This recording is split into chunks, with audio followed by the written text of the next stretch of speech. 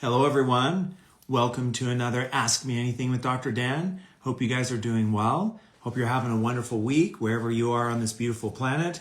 We're here to talk about science, to talk about health and wellness, to answer your questions. So let me know what questions you have. You can submit questions here on Instagram, through Facebook, through my website, drdangubler.com. Thank you, everybody. So good to see you. Hi, welcome in.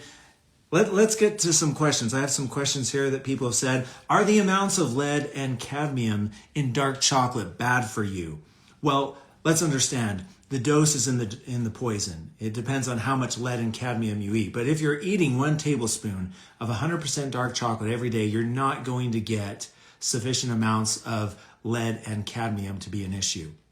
One of the cool things, though, that I recommend you do when you buy your dark chocolate is to ask that dark chocolate manufacturer to send you a certificate of analysis called a C of A. The C of A actually shows the amounts of heavy metal in the chocolate. So there's always going to be a little bit of cadmium in dark chocolate. That's just how it is because cacao grows in volcanic soils. And these volcanic soils are rich in nutrients and minerals. And so there's always going to be some cadmium in there. And that's actually a good thing. That actually allows the cacao to grow healthy and strong and to produce these medicinal molecules. Without cadmium, the cacao tree doesn't grow well. So a little bit of cadmium is good. Where lead comes into the process in dark chocolate is how it's processed.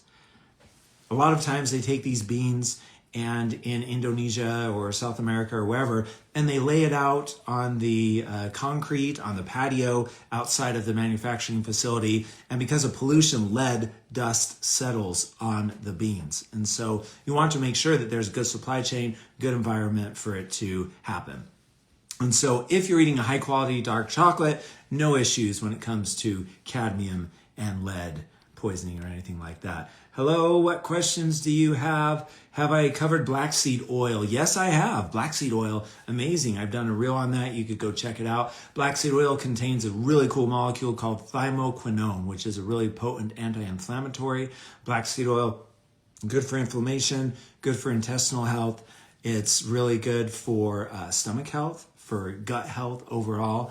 And black seed oil, there's some really cool formulations people are doing. They're doing black seed oil with Manuka honey. So they're combining kind of this inside-outside gut health approach with the properties of Manuka honey. So you could check that out. There's some products there. But black seed oil is a great thing to do, great thing to take, good science behind it. Now, when it comes to black seed oil, you want to choose a black seed oil that is standardized to the molecule called thymoquinone. That's the important thing. So if you choose one of those, thymoquinone standardization, it's going to give you good health benefits. And take about a teaspoon a few times a week. Have I covered, thoughts on vibration plates? Oh man, yeah, I did a reel on vibration plates. If you haven't checked it out, please do so. Go to my Instagram or Facebook profile. It's the pinned one there. And vibration plates, really powerful health benefits. And that's because, and I think we talked about it in previous episode, these small mechanovibration mechanism of action, when you have these small vibratory events in the body that actually stimulates repair, it causes a little teeny bit of what's called acute inflammation, and that's a good thing. So that helps with muscle repair, it helps with balance, it can help with tinnitus, mental health. Vibration plates, really good scientific literature behind it. Look at my blog post. You want to find a vibration plate that has different settings, not just a one-size-fits-all, that actually has different frequencies. And if you do that and you find one of those, it's a great thing to do for your health. You don't need to be crazy on the speed. Keep it about medium speed. Do it 10 to 15 minutes a few times a week, and it's a powerful thing for health and wellness. Doesn't dark chocolate have caffeine in it? Has a little bit of caffeine in it, but mostly the amount of caffeine is pretty negligible. What it does have is it has a molecule called theobromine. And theobromine is basically caffeine without a methyl group. So they're pretty much the same molecule. And the first thing that happens when you take caffeine into the body, that methyl group is removed, called demethylation, and it gives you theobromine. But theobromine is metabolized a bit differently in the body. Eating dark chocolate, some people are saying eating dark chocolate can keep you up at night. Even though you have theobromine, it's not the same mechanism, and you're not going to get the same feeling as you do when you drink like a caffeinated beverage or certainly an energy drink. And why is that? Because the theobromine and the caffeine are combined, they're complexed with the polyphenols, the flavonols, anandamide, phenylethylamine, and the other molecules in the cacao bean in the dark chocolate. So it's not giving the same response. And that's an important thing we need to understand. It's a collection of molecules in a food that provide the response. And sometimes these molecules complex with each other and they hold on to each other. And so it's not like, bam, it gives the response like caffeine. If you take caffeine, synthetic caffeine just by itself in an energy drink, bam, you feel it right away, right? And you get energy and it peaks after about 30, 45 minutes, and then you're on this downward descent. Well, that doesn't happen when you have natural caffeine in like yerba mate or green tea or something like that. And so it's the same thing when it comes to medicinal molecules. So we need to be careful there. What other questions do you have? Grateful that you are with me tonight. Appreciate you all. Does food or lifestyle change face shape? Food can change face shape. It can actually, when you eat the right food with the right medicinal molecules, you're going to lose a little bit of weight. And where you see that weight happen first is in the face. The beautiful thing about eating medicinal molecules from plants and you lose weight in a natural way, that it slopes, it shapens the face naturally.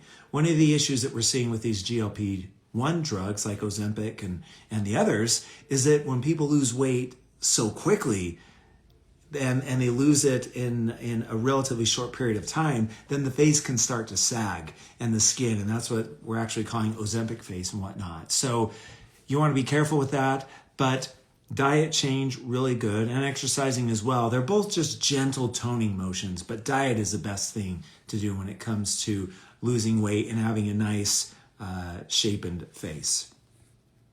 This is great. What other questions do you have? Keep them coming for me. Is nicotine patch good for muscle pain?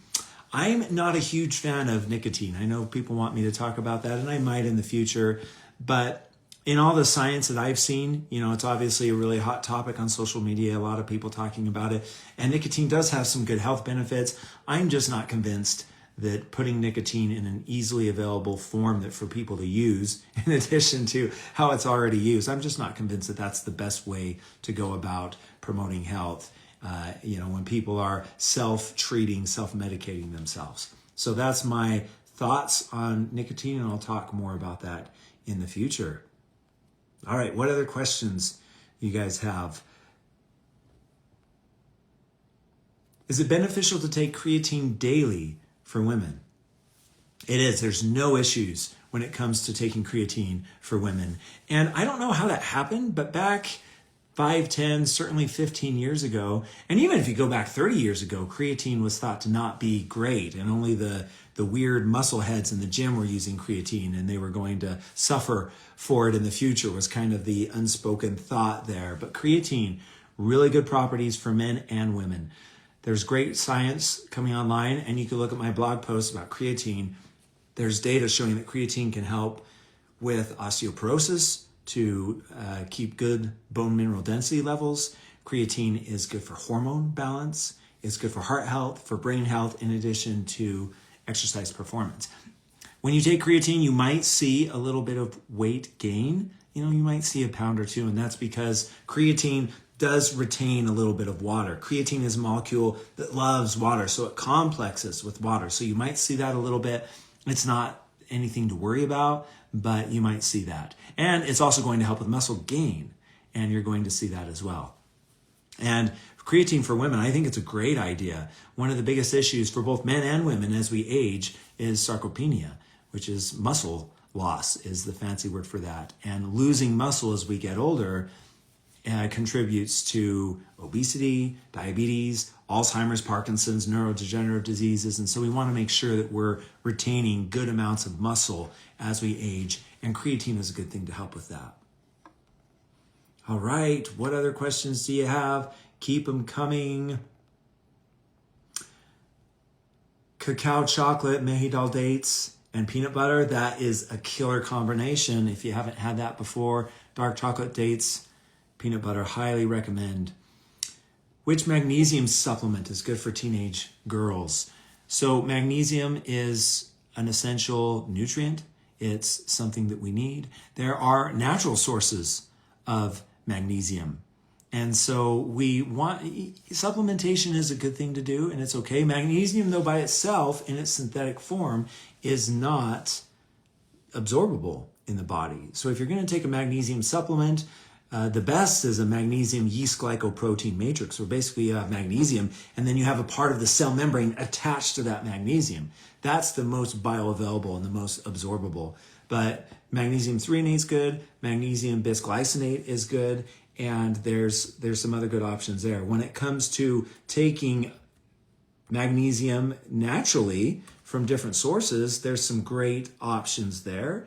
And one of the best options there is you have kiwis. Kiwis are a good source of magnesium. But like we talked about recently, dark chocolate. Dark chocolate is an excellent source of magnesium. So that's one of the reasons why magnesium boosts mood and cognitive function. Dark chocolate can help you sleep better, and it can help with anxiety. It can help with PMS and PCOS. And that's one of the reasons. There's many reasons because of all the molecules in dark chocolate, but one of those is because of the good amounts of magnesium. So that's what I would recommend before going for a supplement. Have I covered cashew milk? No, I haven't.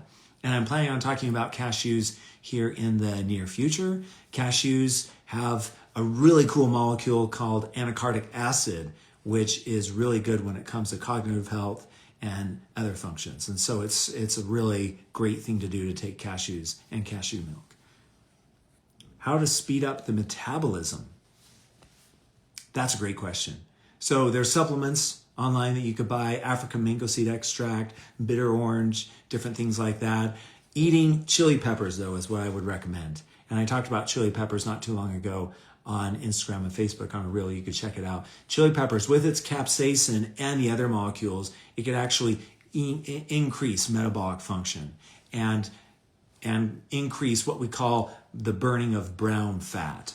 So in our body, we have two different types of fat. We have brown fat and we have white fat. White fat is the fat that jiggles on our body, and that contributes to diabetes. Brown fat isn't that way, but we want more brown fat. What brown fat does is it continually burns calories, and it burns the fat cells around it as well. And so what we want to do is we want to what we call beige or brown fat.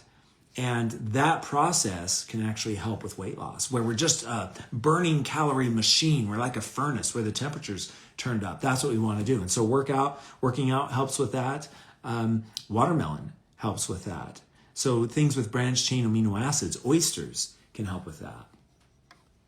Okay, great questions. How can we be sure there's no lead in cocoa powder? This is where we need to ask and demand that people who sell cacao products send their certificate of analysis, a C of A. And I know several different chocolate manufacturers and chocolate distributors, they do that. If you ask them, hey, can I see your certificate of analysis? They'll send it to you, and you'll be able to see. And you can compare and contrast different types of dark chocolate cacao powders to just make sure that there's not an issue there. Okay. Love being with you guys. Appreciate you. I'm not a medical doctor. I'm a PhD biochemist, natural products chemist. And so if you have specific questions about how something works for your particular condition, then you need to talk with your personal medical doctor, your physician. All right. Appreciate you all. Hope you are all doing well. Have I done taro root? I haven't done taro yet. And taro has great properties. Taro is really good for regulating blood sugar levels. So that's something that if you want to regulate blood sugar levels, and if that's important to you, then taro is a really good way to do that. As far as eating taro, there's the Hawaiian way of making poi. I lived in Hawaii for 5 years as a professor, and so there's that. There's taro that's infused into rolls, ice cream. You can find it a lot in Asia, but taro is a really good thing to do. And I am going to do a yes/no on taro in a bit, probably in a month or so. So stay tuned for that.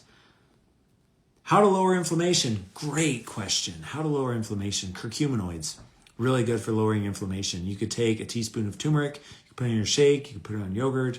You want to mix it with food. You don't want to just put it in water by itself, but turmeric's a great thing. Boswellia, really good at reducing inflammation. Black cumin seed oil, like we talked about earlier on this episode, that can help to reduce inflammation. So those are some really good things that you can do. And fish.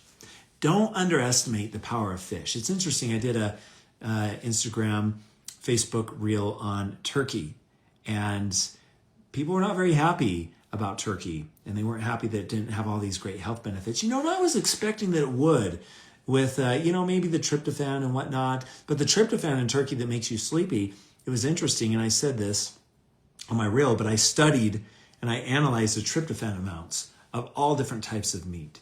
And beef contains tryptophan, chicken, turkey, pork, and the tryptophan levels are all about the same in these different meats.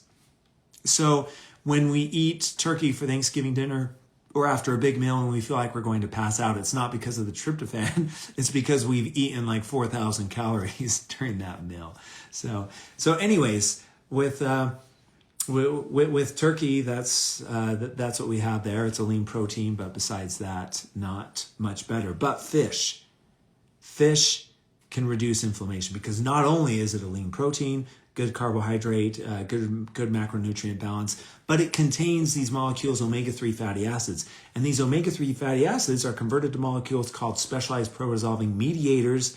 And these are one of the most powerful anti-inflammatory molecules on the planet. And it's actually the body converts them. So they're not found in nature. EPA and DHA, these omega-3 fatty acids, are found in nature. But when we eat them, our body transforms them into these anti-inflammatory molecules. So that's why you should take fish every single day, as often as you can. Sardines, you guys like sardines? Love sardines. Love smoked salmon, but however you can get it, be sure that you're eating fish several times a week so that you're getting these medicinal molecules. Fried fish is okay as long as you do it quickly. You use an olive oil or an avocado oil or something like that, and it's great. People are like, "Can you fry with olive oil?" You actually can. That's one of the biggest misnomers that somehow people have missed in the scientific literature, and I'll post some references on my website so you could check it out. And I think under olive oil, if you go to my blog, olive oil, there's already some references there showing that olive oil doesn't degrade under frying conditions, 400, 450 degrees Fahrenheit. It doesn't degrade. It's not going to cause damage. It's not going to fall apart. It's not going to produce bad chemicals or anything like that for the body. And I don't know why people say that it does, but when you look at the scientific literature is clear that it doesn't. So anyways, but yeah, avocado oil, olive oil, canola oil, whatever you want to do there. Appreciate you guys. What other questions do you have? Let's see. Does dark chocolate ruin your teeth? So there's a thing going around about how dark chocolate can be bad for your teeth. Well, it's the sugar that's bad for the teeth, not dark chocolate. Cacao, in and of itself, actually has a protective effect on the teeth. It can actually reduce cavities. It can help with teeth brightening. It can help reduce gingivitis. And that's probably because of the flavonols and the polyphenols and the other molecules that are in cacao that can help with oral health. So that's a big thing.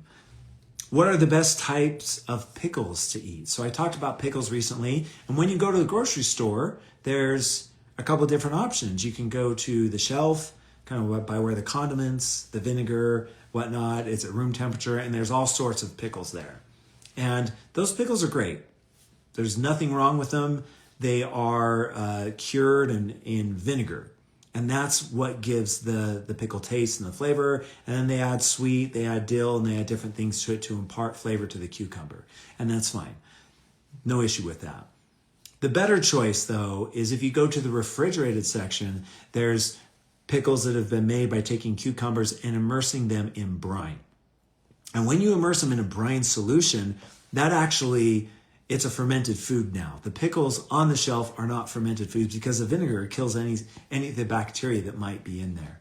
So I recommend getting pickles from the refrigerated section of the grocery store because they have probiotics, they have prebiotics, they have postbiotics. Do you know what postbiotics are? Postbiotics are the good molecules that probiotics make. So you have good bacteria, those are called probiotics. The food they like to eat to help them to grow and be strong are called prebiotics.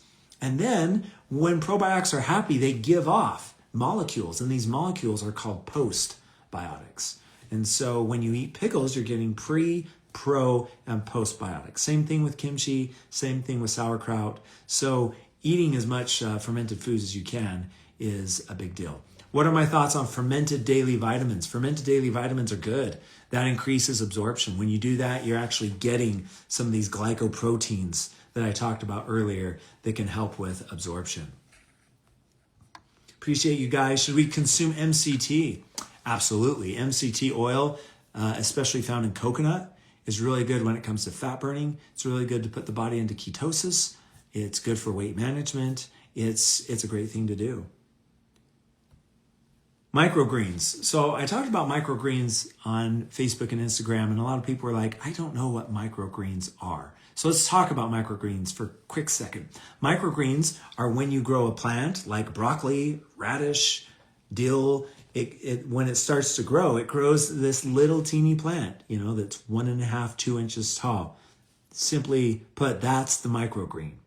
And when you have microgreens, what they do is when they grow these seeds, they cut them when they're just a few days old, 1 to 2 inches tall. And the cool thing about microgreens is that scientific studies, the studies on my blog, you can check them out under microgreens, have shown that they contain 40 times the amounts of vitamins and minerals as the mature plant. And why is that? Well, it makes sense that if the plant's going to grow and as it's struggling to take root and to grow tall, that it needs vitamins and minerals and different nutrients in order to do that. And so microgreens are supercharged in vitamins and minerals. Microgreens, you can buy them at the grocery store. They're easy. You can grow them. You could grow them yourself. You could look online. ChatGPT can help you.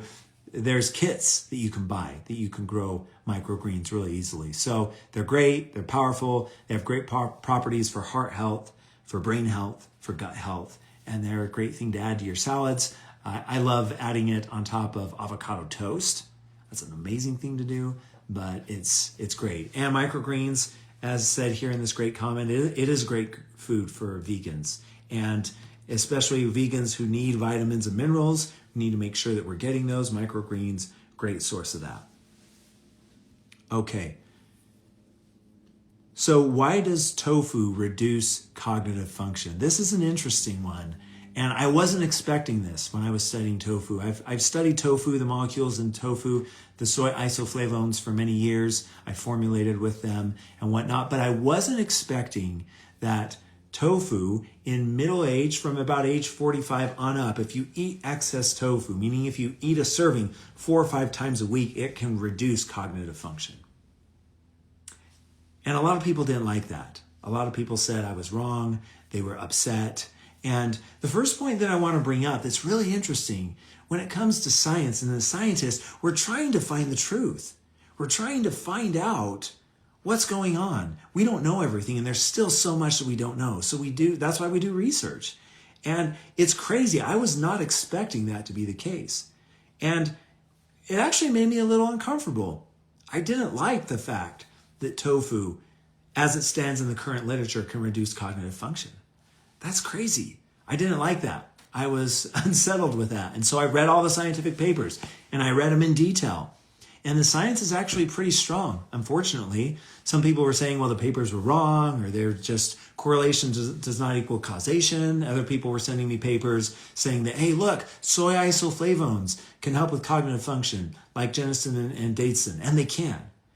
But we're talking about tofu, everything mixed together. And that's one of the mistakes that we make when we do research, or when we're talking about health, is we'll take a molecule in a food and we'll pull it out, and that molecule has certain health benefits. But when you plug it back into the food, that food has different health benefits. And so we need to be really careful when we do that. We need to not extrapolate. So anyways, the bottom line though with tofu, it's great for overall health. It's a good protein source. It has anti-cancer properties. There's a lot of really good things that it does. It helps to regulate the genes, the chemical switches in our body. But Too much of a good thing can still be too much. And that goes back to what we were saying earlier. The dose determines the poison. You can have too much of anything. Water, the universal solvent of life. If you drink too much water in a short period of time, your cells will implode because you reverse osmotic pressure. And so that's just how it is. So one of the key dogmas for health is we want to eat as many different foods as we can. We need to have molecular diversity. One food has one or two really cool molecules. Another food has another one or two really cool molecules. And so we want to eat a variety to make sure we're getting all of the molecules. All right. Could it be because tofu these days are made from GMO soy? I don't think so. In reading the scientific papers and whatnot, I don't think that that's the case. I don't think that it's GMO. My best guess is that it might be something with the protein matrix and something with how tofu is made when it's fermented. Because we haven't seen, someone asked an excellent question, does the same thing apply with soy milk? And it doesn't. In the scientific literature, we haven't seen anything with drinking too much soy milk can reduce cognitive function. But when it comes to tofu, eating organics, great. Non-GMO, that's great. But we still don't know exactly what's going on.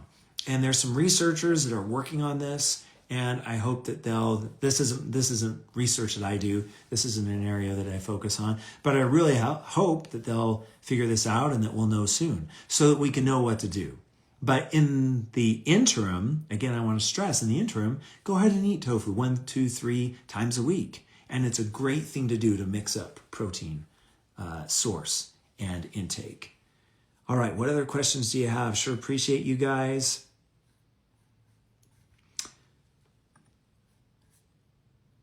All right. I talked about binaural beats last week. And binaural beats, I was reading about them again. Just great for concentration, great for memory, great for sleep. So have you tried them yet? Have you tried using binaural beats? Again, really easy to do. Pull up your favorite listening platform, Apple Podcasts, Spotify, and Apple Music, wherever you listen to your music. If you type in binaural beats, it'll give you some different options there, and you can do that. Foods recommend for IBS. Are artichoke hearts good? Artichokes are awesome. Artichokes have great benefits. They're really good for balancing blood sugar levels. Artichoke hearts, really good for gut health. Artichokes, really good prebiotic source, prebiotic fiber for the good bacteria in our gut to eat. So they're awesome, really good. Dragon fruit's great. Dragon fruit, it has large amounts of different flavonols, flavonoids, and polyphenols. So dragon fruit, when it comes to antioxidant scale, dragon fruit is one of the higher ones. Dragon fruit is really good at reducing oxidative stress in the body. Oxidative stress is the process by which the body essentially rusts out, R-U-S-T, it rusts out. And in order to protect that rusting from happening, we need to make sure that we have large amounts of antioxidants in the body, and dragon fruit helps to do that. Papaya is amazing. Papaya is one of the best things to help with constipation. Papaya is rich in carotenoids, vitamin A precursors. And so it has some of the largest amounts of provitamin A's. It has large amounts of vitamin E. It's a good source of fiber. It's great for the gut. So if you want, if gut health is really important to you, and if you have access to it, eating a papaya a few times a week is a powerful, powerful thing to do.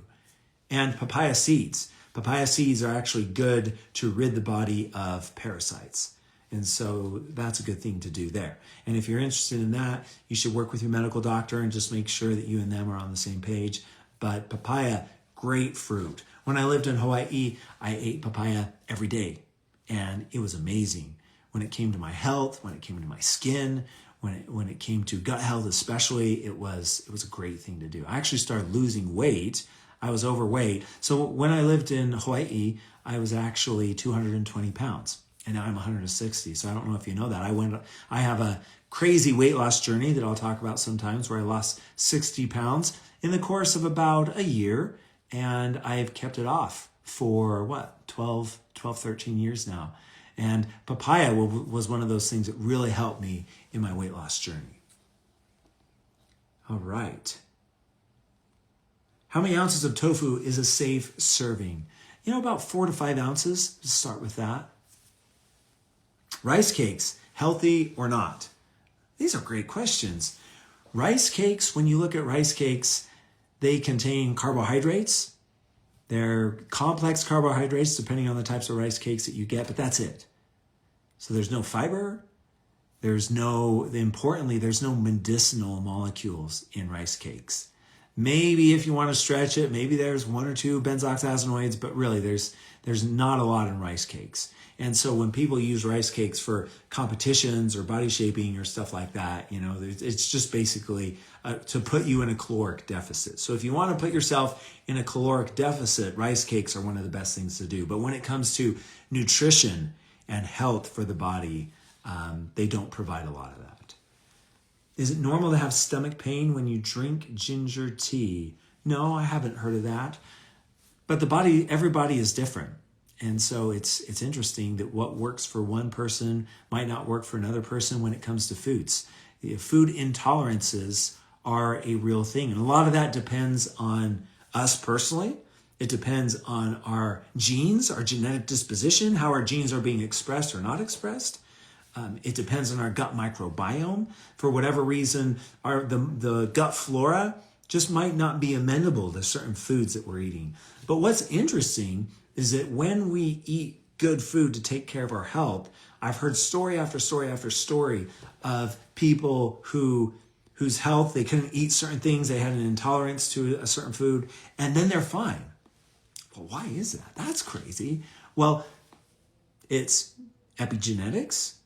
Good food can change our gene expression for the better, and it's good food can increase health of our gut microbiome, the second brain.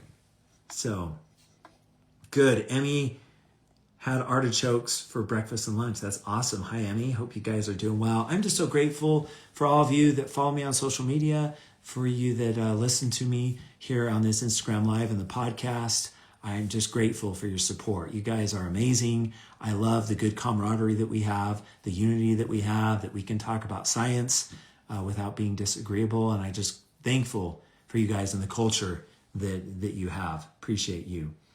Red kiwis from Jeju Island. That's cool. I had red kiwis once on Jeju Island, and they're rich in anthocyanins. That's what makes them red. If you can get red kiwis, you get all the benefits of kiwi with the vitamin C and the fiber and everything like that, but then you get these really cool anthocyanins. So I haven't seen them here in the States.